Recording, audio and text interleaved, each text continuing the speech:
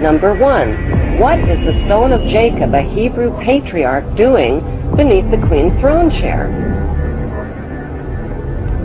Number 2. Why was the queen crowned at her coronation ceremony on top of a symbolic Egyptian step pyramid?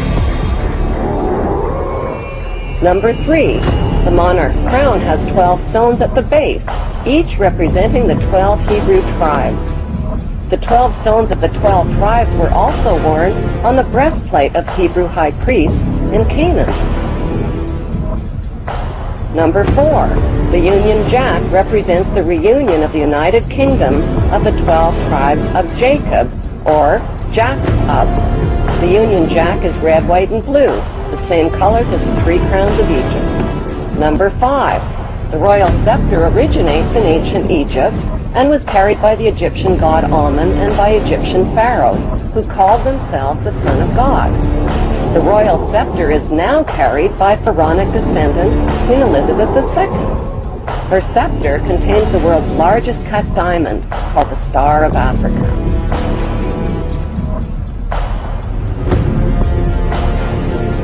Number 6. The queen's punishing flail or whip is partially hidden under her arm. The flail or whip also originates with the pharaohs of ancient Egypt. Number 7. The symbol of the bee can be found within the queen's royal wardrobe. In ancient Egypt, bees were the symbol of Egyptian royalty, as well as the symbol of Egypt. Number 8.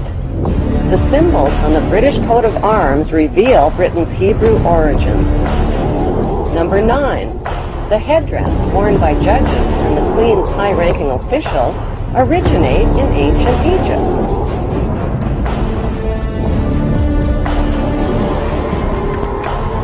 Number 10. Kilts, like the one worn by Prince Charles, originate with the Egyptian pharaohs who wore white kilts.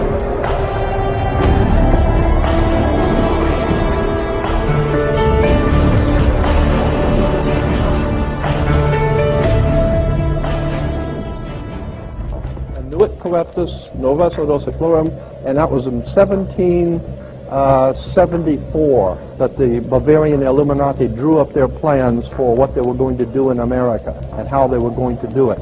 They were the basis for what we call today in our country the Bavarian Illuminati was the basis for what we call today the Colombian faction. The Colombian faction of the Illuminati came here right after this government was formed. And that's where we get today Columbia Space Shuttle, Columbia Movies, Columbia Television, Columbia Records, everything, Columbia University. As a matter of fact, Columbia TV, Columbia Broadcasting System, CBS. What is the symbol for CBS? It's the all-seeing eye. And that's why our government is in the District of Columbia, because these guys own our government. They print our money, and they own not only the government, but they own you. You are their property. So, in other words, these guys print the money, they run the country, and they own you, and they own everything around it. And so they make the laws, and that's why they can decide who can kill who, and who can get away with who, and who can get away with whatever, because they make the laws and they decide, all right? Iraq was the home of the very advanced culture going back to 4000 BC down to around 2000 BC of Sumer. Babylon was an ancient headquarters of this Illuminati. Like I said, and that's why, as we'll get to as we go through, these Illuminati today use a tremendous amount of Babylonian symbolism in their own codes and language.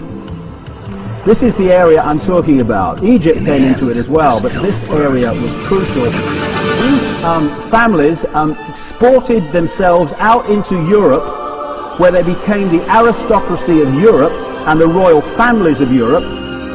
When you go back to Babylon, you find that they worship the trinity of Nimrod, the father, who they symbolize as a fish, Ninos Tamos, the son, Queen Semiramis. The Romans used to worship Queen Semiramis under the term Venus Columba, Venus the dove, because the Babylonians used to symbolize Semiramis as a dove. In French, the word for dove is Columba. So Columbus was a play on Columba, the goddess, Queen Semiramis, as portrayed on an ancient coin. I've seen her somewhere before. When I research these secret societies, I have found that at the very heart and core of all these secret societies lurks the Kabbalah. The Kabbalah is the ancient Jewish mysticism. It is a method of encoding information through a system of mathematics and numbers.